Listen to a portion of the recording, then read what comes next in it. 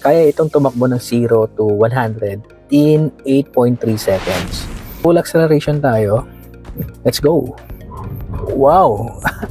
Actually, nag-skid ka-EV yung kanyang mga gulong ng isang mode dito. Snow field. Okay, wala namang snow dito eh. Hey everyone, welcome to Electric Vehicle Channel. I'm Mark again. Andito tayo sa Ibo City, owned by Ayala. Ito ang bagong baby po ng BYD. Okay, the BYD Sea Lion. Anyway, this is not a full EV. This is PHEV na tinatawag nila na plug-in hybrid electric vehicle. So, meron tong dual motor, meron itong gasoline engine and electric engine. Meron siyang 100 kilometers range pagdating sa kanyang battery. And pagdating naman sa kanyang gasoline, kung full tank ito ka-EV, meron siyang 1,100 kilometers range. So, napakalayo nun, napakahaba. So, hindi mo basta-basta mauubos, no? Kung full tank mo tong EV na ito. Sa mga ka-EV natin dyan na meron pa rin anxiety pagdating sa range, kaya ayaw nilang bumili ng EV, baka ito yung bagay na sa inyo. So, tara ka-EV, i-test drive natin itong BYD Sea Lion. Let's go! Welcome to Electric Vehicle Channel, your go-to channel for electric vehicles, including the latest trends, updates, insightful discussion, and EV reviews.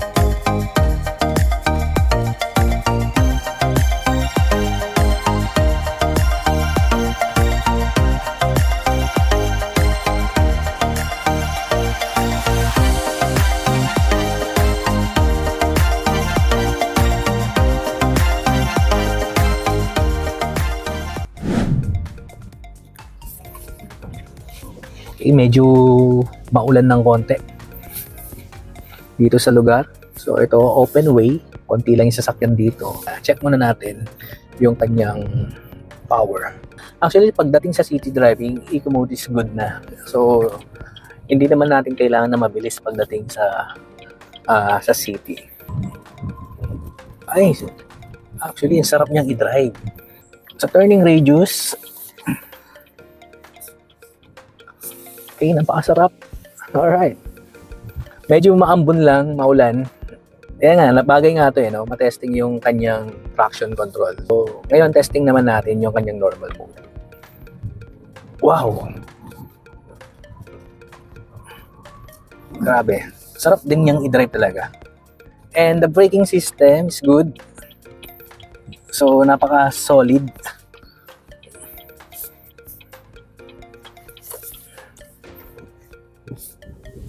Ay, isa pa. Naka-normal mode pa rin tayo. Full acceleration. Alright. Cornering ito kay EV. Oh. Alright. Ganda rin ng kanyang normal mode. It comes in cornering kay EV. Napakaganda niya. Stable. Stability. The NVH niya is okay. Lipat naman tayo sa sports mode kay EV.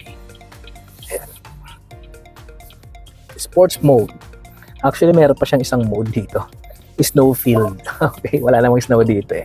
Anyway, ayan, sports mode tayo. Ang sabi kanina, dun sa ating briefing kanina sa orientation, ay kaya itong tumakbo ng 0 to 100 in 8.3 seconds. So, from 0, ayan, full acceleration tayo. Let's go. Wow! Actually, nag-skid ka-EV yung kanyang mga gulong. Alright, hindi lang natin nakuha natin 89 kilometers. So, medyo kurbada na rin kasi. So, ingat na rin. Pero, grabe. Ang bilis din ng kanyang sports mode. So, hindi lang natin na-count kung ilang segundo yon. But I think, yung 8.3 seconds ay mamimit niya yun eh. And, siguro hindi lang dito sa area na to. Siguro sa straight, no? Sa straight area. At dito kay EV ay medyo kurba kasi. So, kanina ang ginamit natin yung EV mode niya. So ngayon naka-HEV tayo. Gasoline ang gamit natin ngayon ka-EV. Tingnan natin kung may pagkakaiba ba kung gasoline yung gamit versus dun sa EV kanina. So ngayon wala na masyadong ulan eh. Kanina kasi parang maulan kanina, so nag-aalangan ako gamitin. So go. So sa ngayon ang mode natin, eco mode. So eco mode. Let's go.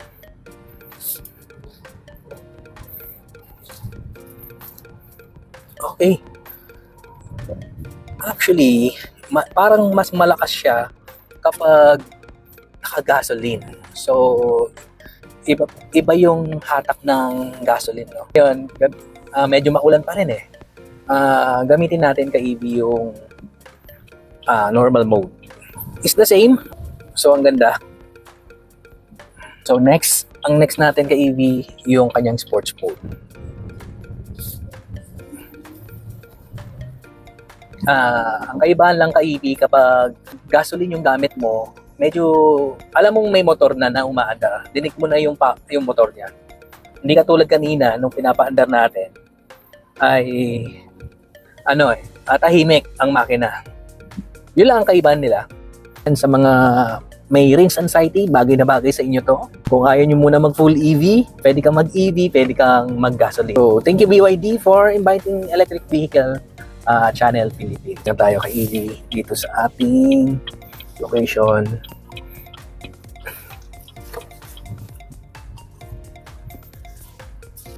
Ayan po ka-EV, pagdating sa test drive and performance and VH, okay na okay ako dito.